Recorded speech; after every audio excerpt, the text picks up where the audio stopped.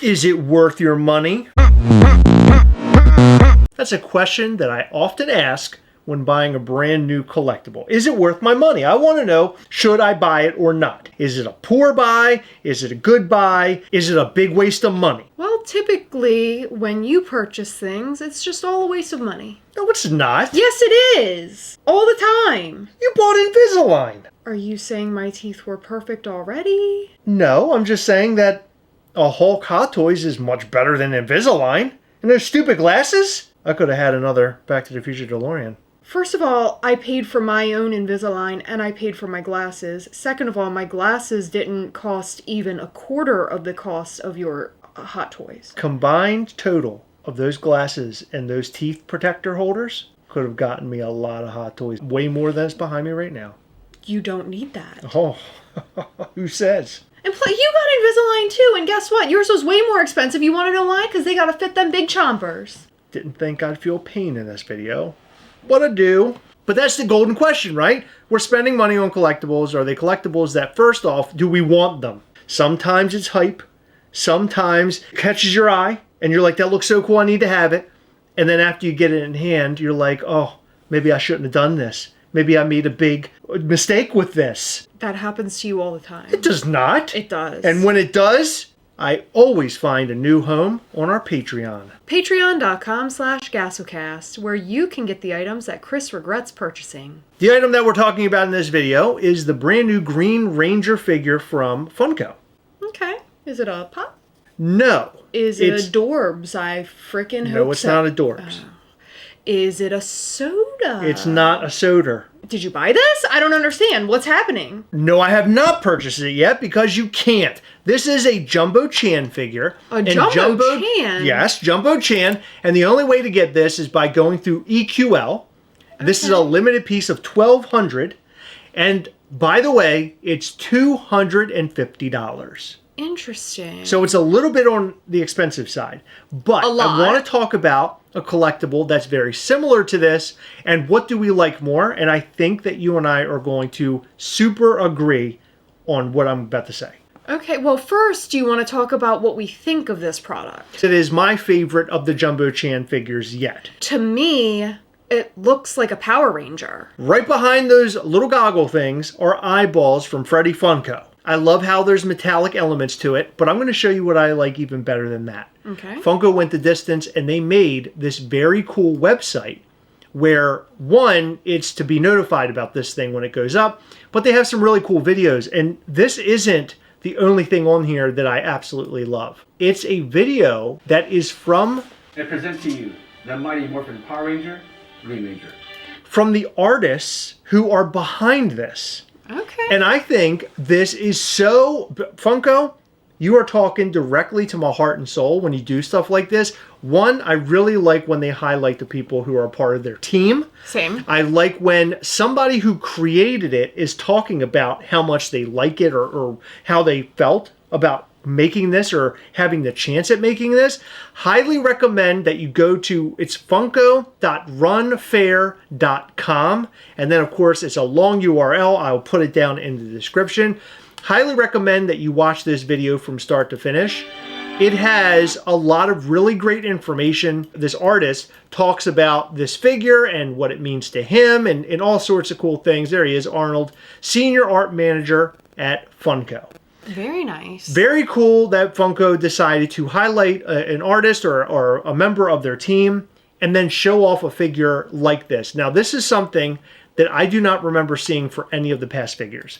Having the video and everything associated with it does something special for me. And it's high quality. High quality, and it also connects me to the product. Yes. Because now I see the artist, I see that this guy really loves what he does. He put a lot of hard work and effort into it. It happens to be a character that I really like. I grew up with the Green Ranger and the Power Rangers. So it speaks to me in so many different ways. I think this is brilliant. This is something that I have been waiting to see from Funko, stuff like this. Same. This is a presentation-worthy figure. Yeah. So let's talk about the figure. Let's tell you why you want the figure and why the artists are so proud of the figure. That's what we want to hear. And then when you see the $250 price tag, it doesn't hurt so much. But you have to make a decision. Are you going to buy the thing? So here's what we're going to do. There's going to be 2 figures I'm showing you. I'm going to show you the first figure. Are you ready to see the first figure? Yeah. Can you be a little bit more excited? Or Yes! No. Can I get like I want like hell yeah! I did it at the same time as you! Here is the first figure that I want to talk about. So this is the Jumbo Chan Voltron figure. Okay. I am a big fan of robots like Transformers. I loved Voltron growing up, so I felt like if I was ever going to buy a Jumbo Chan, this is the one that I would purchase. I will be giving this away on the upcoming Patreon call, which is this Saturday, February the 22nd at 9 p.m. Eastern, but we're going to start it at 8 p.m.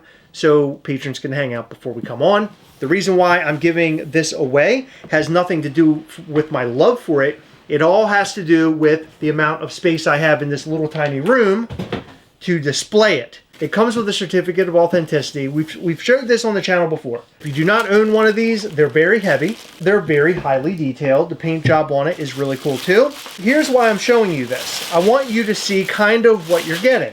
So this is a static piece.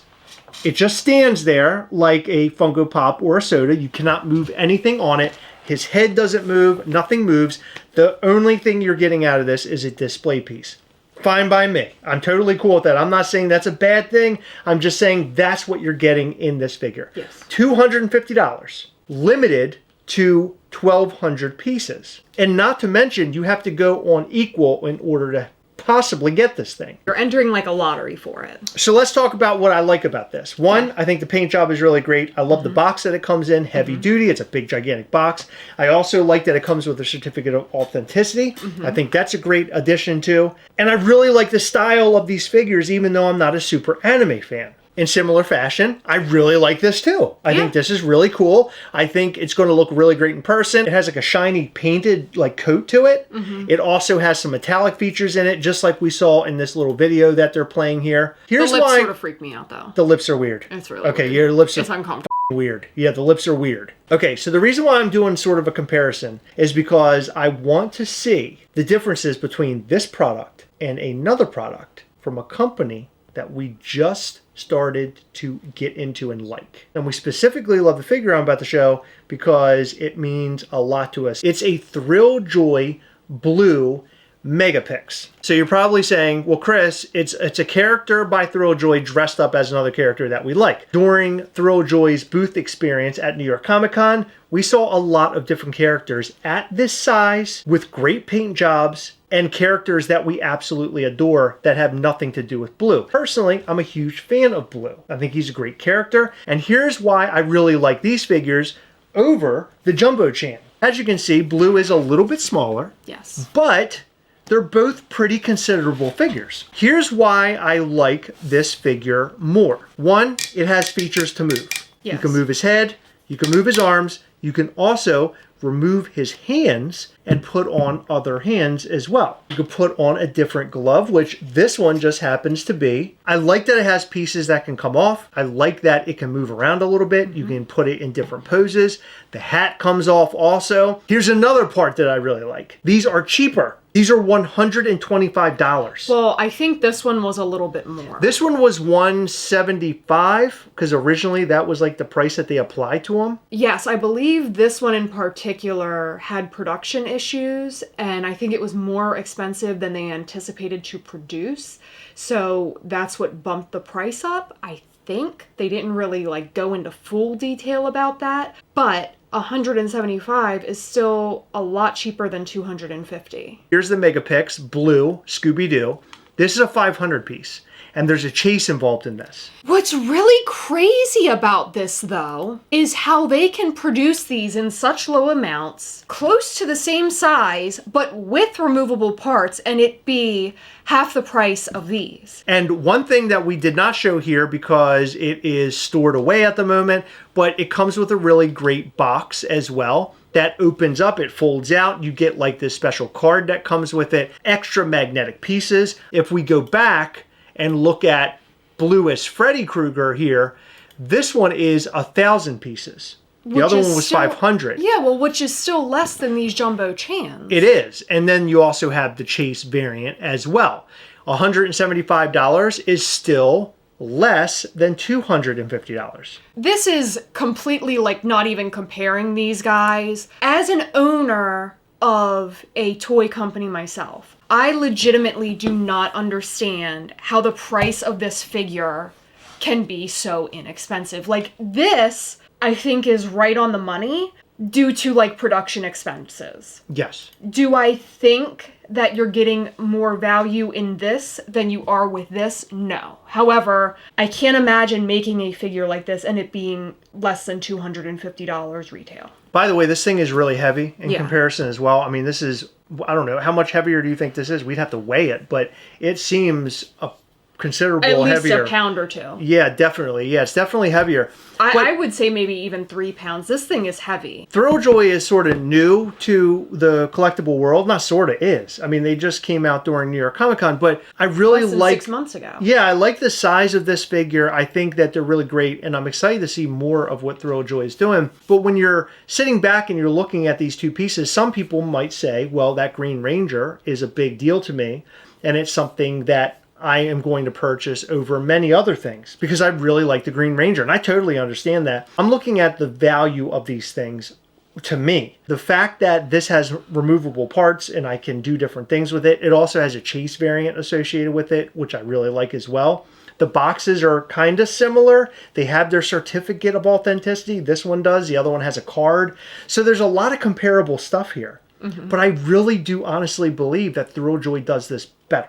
I think so, especially with the price point, and I think that they make it more exciting for people with the chase and the lower piece count. Agreed. I think the chase part of it is incredibly smart. It's it's incredibly smart, and it's cool, and it allows for more variants of various characters. Yeah. So as an example, maybe Skeletor will have a Disco Skeletor variant. I'm excited to see what they do with these figures as they continue to roll them out, because I'm sure they're going to have a lot more Megapix available, because we saw a ton while we're at New York Comic Con. I would be surprised if we didn't see a ton of them come out this year. But this isn't to bash Funko or anything. That isn't why I did this. I'm talking about comparisons just to kind of see what is on the market, what the prices are, and what these two things do. Yeah. So if you want a static statue piece, that's why you would buy this. This one has more features to it. It comes with extra parts. This one has, what, 4 parts altogether that you can remove and put on the character? Or 5. 5 pieces altogether, which I think is really, really cool. And I also like the fact that you can, you know, pose it in such a way if you really wanted to. Yeah, I mean, it's not super posable like a hot toy, but it is pretty posable, especially compared to this guy. I feel like someone might choose something like this over this based off of the license or character and the art style, because this art style is very unique. As we mentioned before, this sort of looks like a raccoon, and I know that that's like a silly thing to say. Yeah. The art style is really interesting. I know people were complaining about the price, which is why I made this video, actually, is that people were like, I cannot do $250. They're scoffing at it, and I completely understand. $250 is a lot for people, especially during a time where eggs are like going out of control. I was going to say, especially if you eat a lot of eggs. Exactly. No, I totally get that. So we do have to make decisions right now as collectors as to like what we actually want to get. Yeah. And I think that the Thrilljoy pieces are amazing. I think that the game is going to be completely changed when they start releasing characters through Thrilljoy that don't always include blue, but characters that we know and love already, like Skeletor,